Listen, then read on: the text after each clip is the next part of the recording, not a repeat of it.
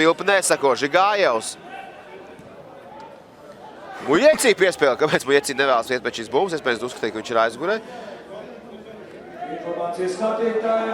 Paliek bumba laukumā! Un 11 metru soda sitiens.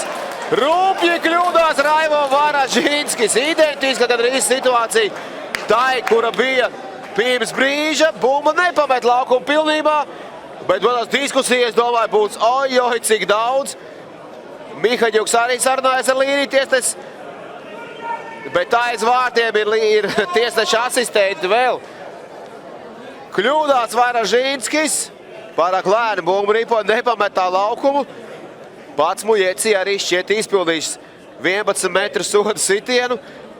Jā, nu, pagaidīsim līdz sitienam, tad pateiksim, protams, kā pagriežās scenārijs un nepagriežas. Viss uzmudrina Mujecī, bet gan pats sev arī nomierina šo te plaudēšanu.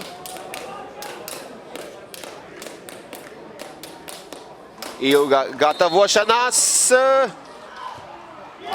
2-3 un vēl minūtes 15 iespējams jāspēlē šajā te mačā.